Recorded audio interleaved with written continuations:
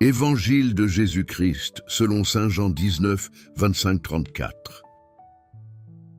En ce temps-là, près de la croix de Jésus se tenait sa mère et la sœur de sa mère, Marie, la femme de Clopas, ainsi que Marie de Magdala. Jésus vit sa mère et auprès d'elle, le disciple qu'il aimait. « Voici ton fils. »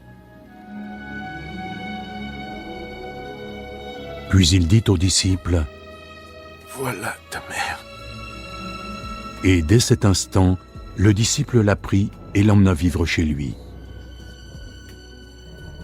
Ainsi à présent Jésus savait que tout avait été accompli. Et afin que l'Écriture se réalise, il dit, «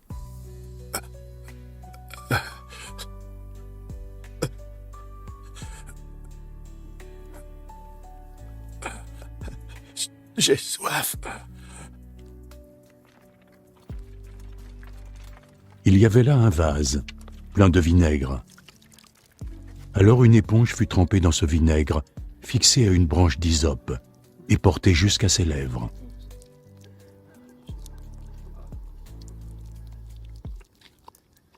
Jésus but le vinaigre.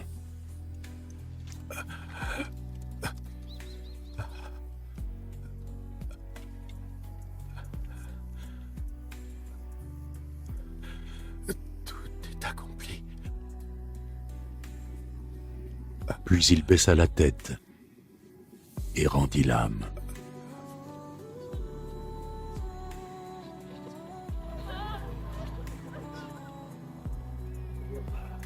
Les autorités juives demandèrent à Pilate l'autorisation pour qu'on brise les jambes de ceux qui avaient été crucifiés et qu'on descende leur corps des croix. Ils firent cette requête car c'était un vendredi, et ils ne voulaient pas que les corps restent sur la croix pendant le sabbat, d'autant que ce sabbat-là était particulièrement important. Alors les soldats vinrent et brisèrent les jambes du premier supplicié, puis celles du second des deux hommes qui avaient été crucifiés avec Jésus.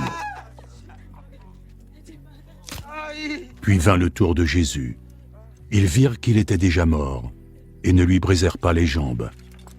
Cependant, un des soldats lui perça le flanc avec une lance.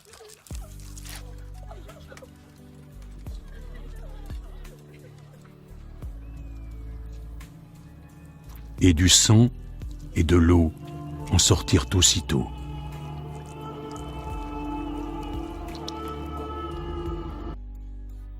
acclamons la parole de Dieu.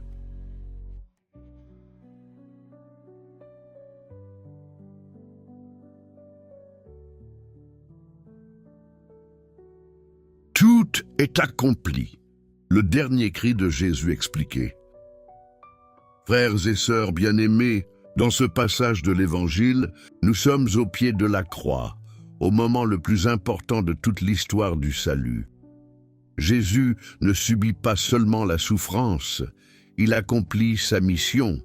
Lorsqu'il dit « tout est accompli », cela signifie que le plan de Dieu pour sauver l'humanité est arrivé à son accomplissement parfait.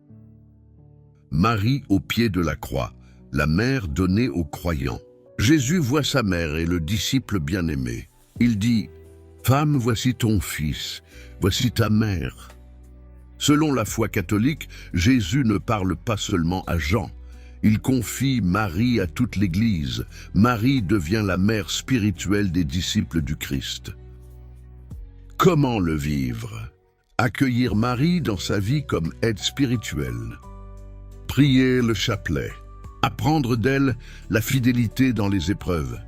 Rester debout avec foi même quand tout semble perdu. 2. J'ai soif. La soif de notre amour. Jésus a physiquement soif, mais les saints expliquent aussi qu'il a soif des âmes, soif de notre amour, soif de notre conversion.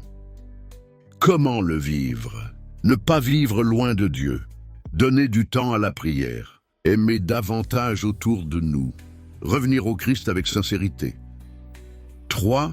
Tout est accompli, la victoire de la croix.